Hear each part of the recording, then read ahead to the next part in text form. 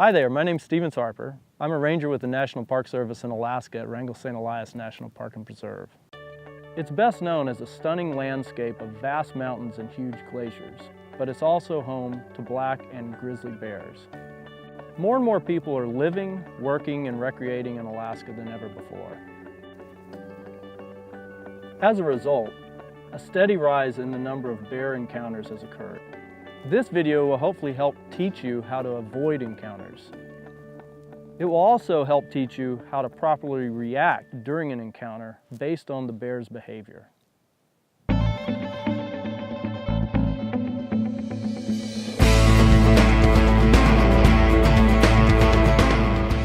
We're going to be talking about bear safety today. That's really important if you're traveling through Wrangells because a lot of what you see behind me is bear country. We have black bears and we have grizzly bears. The difference between black bears and grizzlies are numerous factors. Color is not a good thing to try and determine whether or not you're looking at a grizzly versus a black bear. Black bears can come in multiple colors from brown to almost blonde to jet black. Grizzly bears can also come in a variety of color phases. Black bears are quite a bit smaller than grizzly bears. They typically have a more dog-like face with a longer, straighter snout and much larger ears as opposed to a grizzly bear that has a much blockier, heavier head with, in proportion, much smaller ears. The other differences are that black bears have no prominent shoulder hump. When you're looking at the profile of a black bear, usually what you see is the rump or the rear end of the bear sticks up higher than the shoulder, as opposed to a grizzly who has massive shoulder muscles used for digging and has a much more prominent shoulder hump. Some of the other differences between black bears and grizzlies are that grizzlies have more of a dish-like face. When you look at their face in profile, it's more concave versus black bears are more convex or straight in profile. On the trail. Coming through. So to avoid surprising bears when walking into an area that has decreased visibility, you want to make sure to stay close together as a group and really pick up your volume before you enter thick brush or forest. Whoa, guys, a bear. Let's group up. Easy. Easy, bear. Ooh. Easy. He does it. Stay there. Easy. Let's get the pepper spray out. Okay. Easy, bear. Be cool, bear.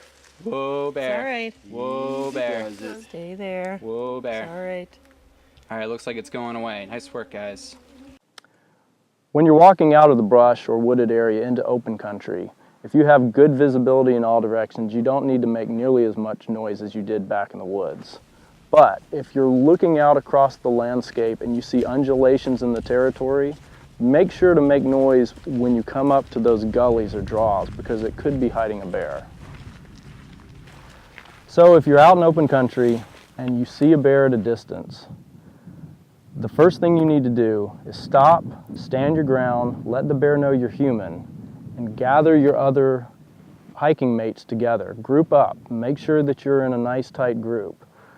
If the bear approaches curiously or an aggressive manner, you need to make sure that you ready your deterrent, get your pepper spray out, and as the bear approaches closer, let it know that it's gotten as close as you want it to be. Ramp up the amount of noise you're making, yell at it, step charge at it if you want to, and be prepared to deploy your pepper spray. It's coming a little closer. Let's ramp it up. Hey, bear. ho, ho, hey, keeps coming on three. Let's stomp. 1, 2, 3. Hey, bear, come on. Oh. So if you're stepping out of the woods and you encounter a bear, what's the first thing you do? You stop, you gather together, and you let the bear know you're human. So, hey bear, ho bear, calmly speak to the bear. Hopefully that's going to deter it right there. It'll probably turn around and run off. If it doesn't, if it comes closer to you, make sure that everybody is working in unison. Hey, okay guys, let's get our bear pepper spray out. We might have to pepper spray this bear. If that bear gets any closer, folks, we're going to start making a lot more noise, all right? Hey bear, ho bear, get out of here bear. Just know that The effective range of bear pepper spray is out to 30 feet. So if you do need to deploy your pepper spray, make sure that that bear is within that effective range. So setting up a camp in bear country is a lot different than when you're not in bear country. It's really important to make sure that you separate where you're sleeping from where you're cooking and eating and from where you're storing your food. Hey guys, where do you think we should cook our food tonight? We're supposed to go downwind, so probably about 300 feet that way maybe. And then for food storage, we're supposed to go triangular 300 feet maybe that way. Does that sound good? Yeah, that sounds good. All right.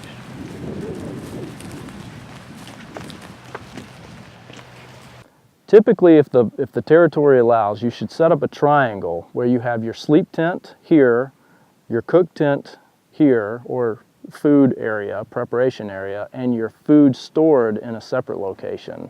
You want to make sure that the wind is not blowing the scent of your cooking towards your sleeping area, so that if a bear does smell your food, it's not drawn to where you're sleeping at night. Critically important is proper food storage. Bear-resistant food containers are readily available. The National Park Service lends them out for free of charge at Ranger St-Elias. And there are no trees in most of the area to hang food and keep it high enough to where bears can't reach it. Proper food storage is really one of the more important things. Bears have an incredible sense of smell, and they will seek out anything in their environment that smells different than what they normally come across, including your lip balm, your hand lotion, and of course your food. Bear-resistant food containers are available at all the National Park Service visitor centers at Ranger St-Elias, and you should take advantage of that because not only is it really smart, but it's also a regulation. Statistically, 90% of all black bear attacks were from black bears that had obtained food from humans in the past. This is called food conditioning. When a bear gets food from people, it associates all other people with the possibility of getting a free lunch. This is bear pepper spray in a side holster. It's really easy to get to. You just simply lift up on the strap, pull the pepper spray straight out. I want to show you something here on the side of the label. You can see the expiration date on this can, 2017. You want to check that before you go in the field. The expiration date really does matter with these. Right here on top is the safety clip. Slide it back with your thumb and then you're ready to spray. Hey bear, get back bear! If you're attacked by a bear that's acting defensively, such as during a surprise encounter or a bear that's protecting its cubs or food, you don't want to fight back. You want to go to the ground, protect yourself. Protect your head, protect your neck, protect your belly. Curl into a ball. If you have a pack, pull it up like this so that it's protecting the back of your neck. And remember, don't fight back. The thing is we want to make sure that that bear understands that you're not a threat.